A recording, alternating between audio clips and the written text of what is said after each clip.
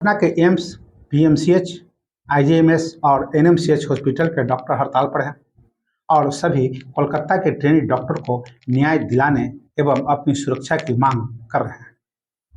बता दें कि कोलकाता के RG Kar medical college and hospital में शुक्रवार को 31 साल की पोस्ट ग्रेजुएट ट्रेनी डॉक्टर का रेप और मर्डर हुआ। इस भयावह घटना को करीब 5 दिन बीत गए हैं, पर जनता का रोष बढ़ता ही जा रहा है।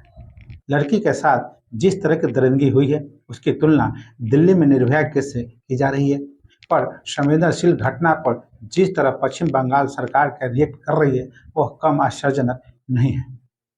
ममता सरकार के बेहद टालू रवैया का ही नतीजा है कि बंगाल में लोग भड़के हुए हैं। लोगों को ऐसा क्यों लगने लगा कि इस घटना में कोई टीएमसी का बड़ा नेता इन्वॉल्व हो सकता है। तो आइए जानते हैं इस पूरे मामले में जिस तरह की लापरवाही ममता सरकार ने की है, उससे टीएमसी को लेकर बड़ा सवाल उठ रहा है। पहला, टीएमसी के बड़े नेता क्यों मुंह छिपा रहे हैं? दूसरा, क्या घटना स्थल को सील न करके दूसरे कमरे में कंस्ट्रक्शन का काम शुरू क्यों की गई? भ्रष्टाचार के आरोपी प्रिंसिपल पर उठ रहे सवाल, तो रिजाइन एक्सेप्ट न करके क्यों दिखाई गई मेहरबानी? चौथा, क्यों डॉक्टरों के बयान से भी उठ रहे हैं सवाल? और पांचवा, पहले सुसाइड बताकर मामले से पल्ला झाड़ने की कोशिश क्यों हुई और सीबीआई को जांच सौंपने में देरी क्यों हुई? तो आइए जानते हैं इन सारे सवालों का जवाब। तो सबसे पहले नमस्कार, आप देख रहे हैं न्यूज इंडिया और मैं आपके साथ विपिन।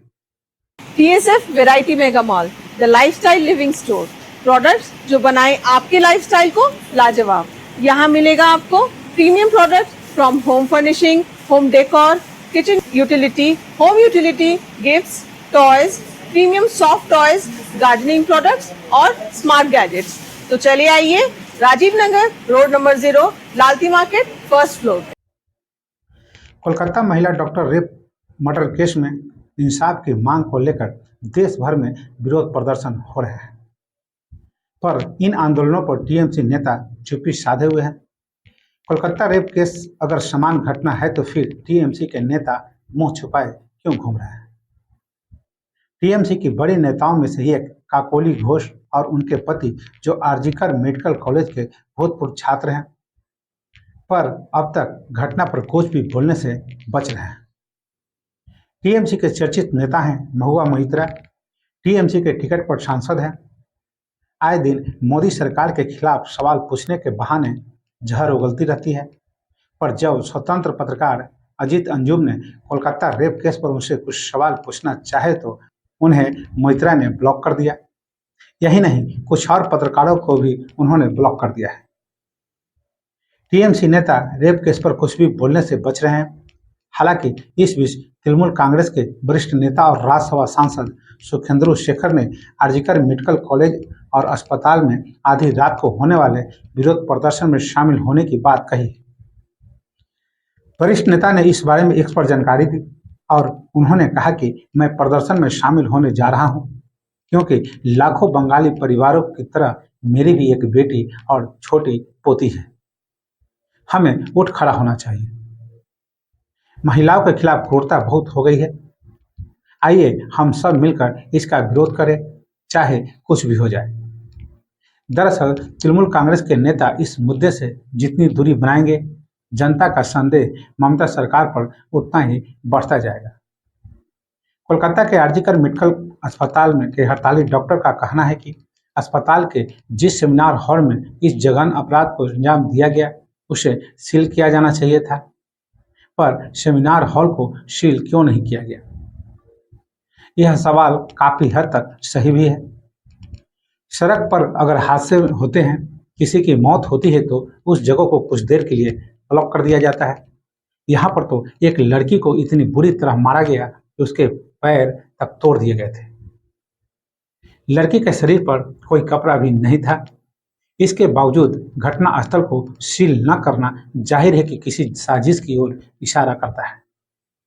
प्रदर्शनकारी डॉक्टरों का कहना है कि सेमिनार हॉल खुला रखने के पीछे तर्क दिया जा रहा है कि वहां पर रिपेयरिंग का काम होना था, लेकिन रिपेयरिंग का काम सेमिनार हॉल के बगल के कमरे में होना था।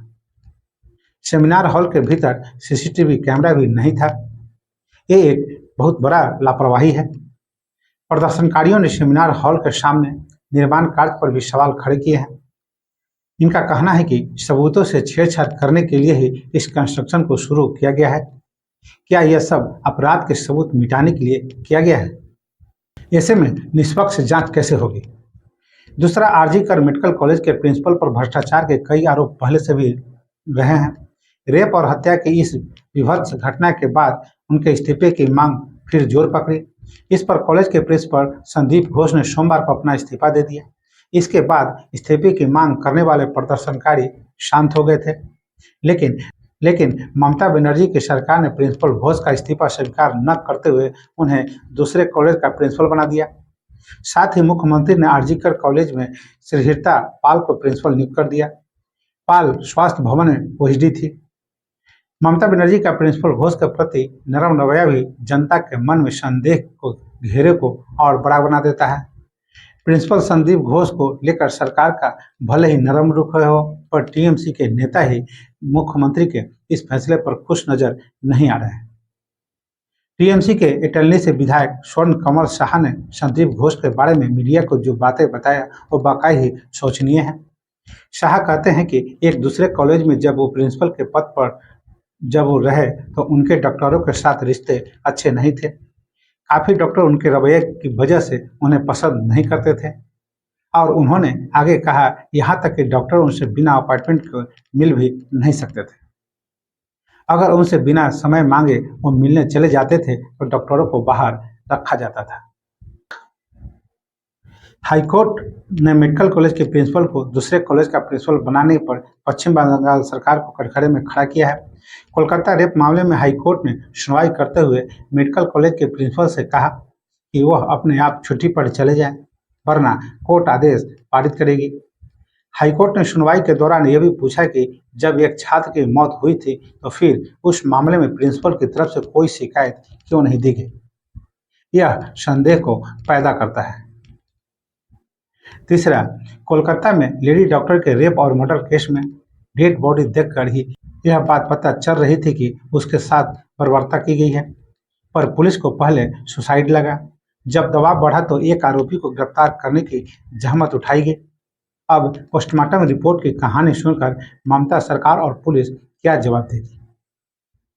पोस्टमार्टम रिपोर्ट के आधार पर एक डॉक्टर ने दावा किया कि इस जुर्म में एक से ज्यादा आरोपी शामिल हैं। अखिल भारतीय सरकारी डॉक्टर संघ के अतिरिक्त महासचिव डॉक्टर स्वर्ण गोस्वामी के मुताबिक उन्होंने पोस्टमार्टम रिपोर्ट पढ़ी है। पीएम रिपोर्ट में इस बात का उल्लेख है कि महिला डॉक्टर के प्राइवेट पार्ट से 151 ग्राम लिक्विड मिला है।